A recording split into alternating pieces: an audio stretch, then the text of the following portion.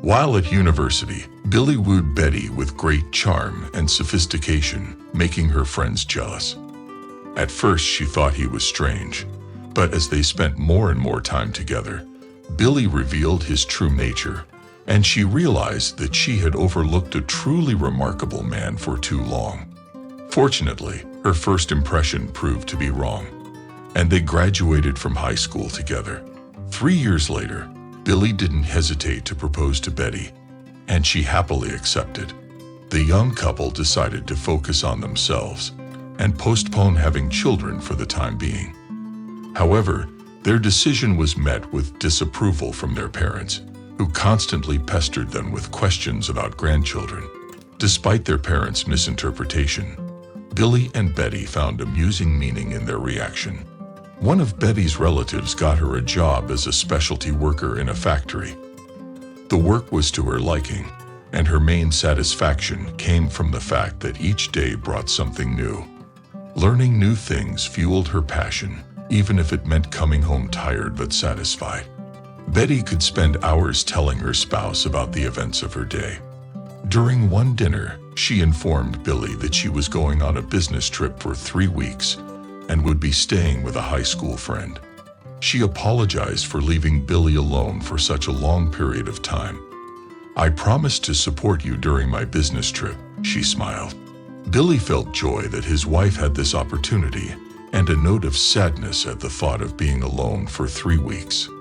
However, he realized that she couldn't turn down a business trip after all. She had been working on this promotion for a long time. He asked when she was leaving, and she informed him that her flight was at the end of the week. Upon arrival in the capital, Betty was greeted by her friend Sandra and her partner Robert. Sandra was very happy to be reunited with Betty after a long separation, and they had a lot of catching up to do.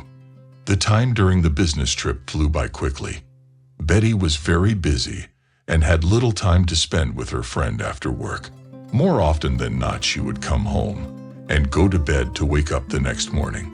Sandra tried her best to fit her schedule around Betty's, but it didn't always work out. However, there was one day that she later recalled as the worst day of her life.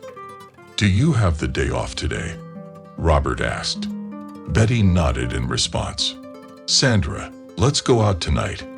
Have a drink and watch something," suggested her friend's partner. "Yeah, why not?" smiled the guest. That evening, after buying beer and food, they settled down in front of the television. Choosing a movie took a long time, and Betty began to worry.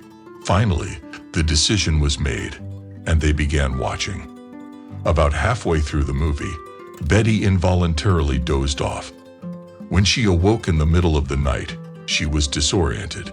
It took her a while to remember where she was, and when she did, fear crept up on her.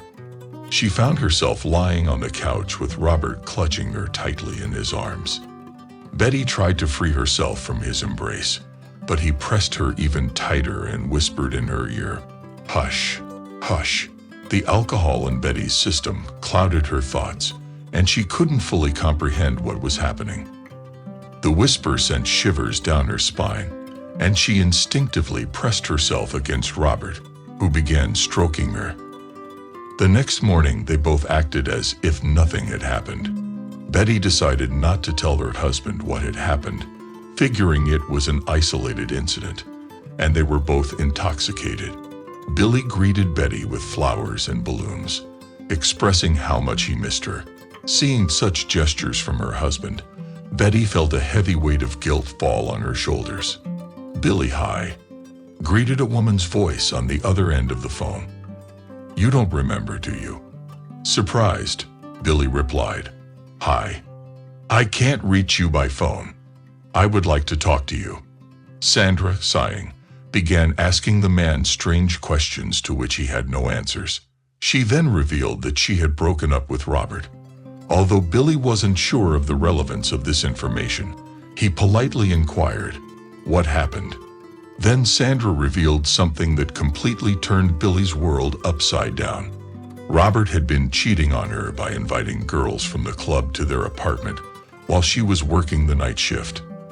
Feeling confused, Billy asked, "So, what are you trying to tell me?" Sandra sighed heavily and was silent for a few moments.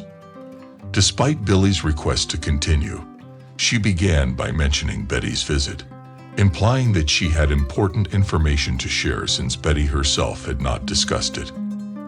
After a brief thank you, Billy ended the conversation. He sat back in his chair, pondering what he had just learned, and decided to meet with his wife. That evening he came home with a bottle of wine and offered her a drink at dinner. Betty agreed. Suddenly, in the midst of their conversation, Billy brought up an anecdote about his friend's wife cheating on him, hoping to gauge Betty's reaction.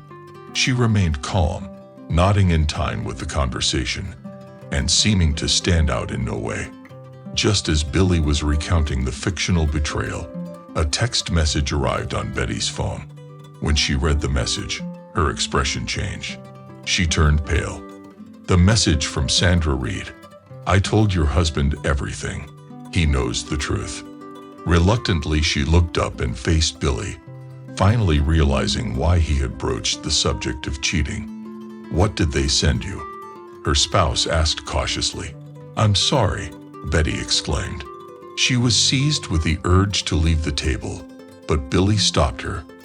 He waited patiently for her hysteria to subside and asked if there was anything she needed to confess. Betty nodded weakly, and as soon as Billy finished speaking, an awkward silence settled between them. Countless thoughts whirled through Billy's mind, but neither could form coherent words or sentences. Both sat in silence, broken only by the rhythmic ticking of the wall clock. "I'm going," Billy said suddenly, gathering his thoughts. Betty was again overwhelmed by tears. Although his instinct told him to comfort her, he restrained himself from even touching his spouse. The apartment they lived in belonged only to Betty, given to her by her parents when she entered adulthood. Consequently, Billy had to look for a new place to live.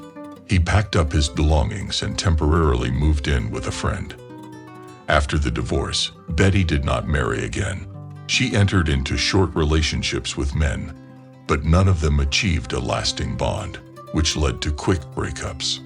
Her friends turned their backs on her when they learned of the affair, fearing that she might seduce one of their husbands. They found her act reprehensible. Betty was saved from loneliness and depression in two ways: her favorite job during the day and alcohol in the evenings. In desperation, she tried to drown her resentment toward herself and the world with each sip.